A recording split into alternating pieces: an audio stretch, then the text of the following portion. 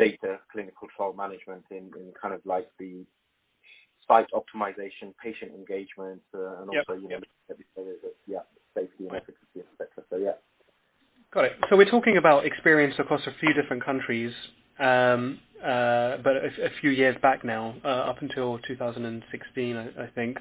So what I'm interested to know is you worked with the big two. What was the reputation of the big two in the companies that you worked in until you finished? The reputation of what?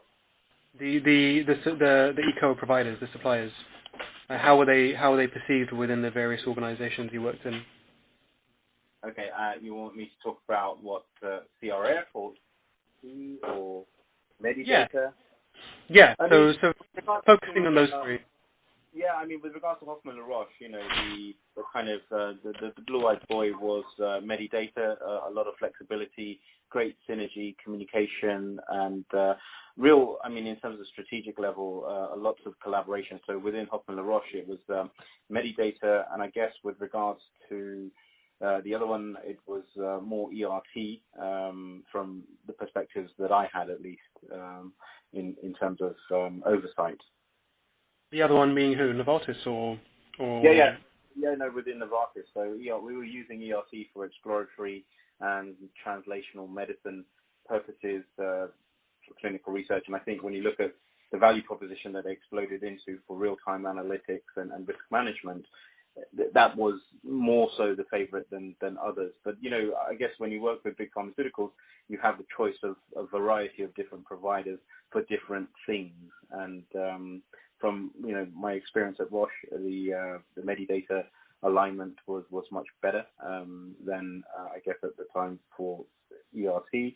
And then on the other side, working with Novartis, ERT's value proposition was seen as better from Novartis' perspective than Medidata's. Got it. So just to clarify, if you say, like for Roche Medidata and for Novartis ERT, so were those the solutions that were most commonly used within that companies, or were those the solutions that you worked most with? Because you just said there was like flexibility.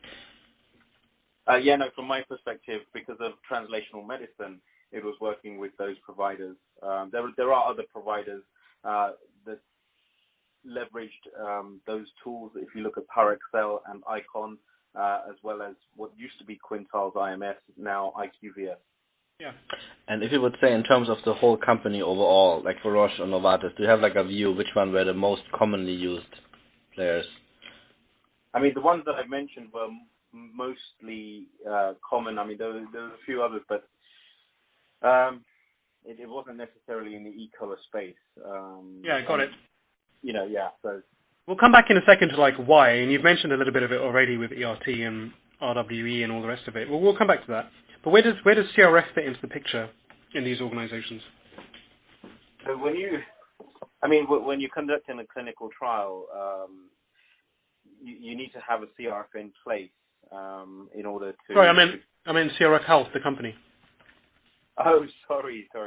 Where were they with respect to? Where do they fit into the picture with these companies that you were in? Within both of them, they were. I know at least they were within Novartis. We switched to CRF because they had a nice value proposition. So they were up and coming when I was working on clinical trials within Novartis, and they had a really interesting value proposition for simplifying the path to approval. So their e-source solutions, if you like, were value added in respect to time reduction, more efficiencies gained through the use of electronic data capture, etc. But in a position, ERT was still the favorite, but CRF Health was up and coming within Novartis, and I didn't really have much exposure to them when I was at Roche. You didn't, did you say?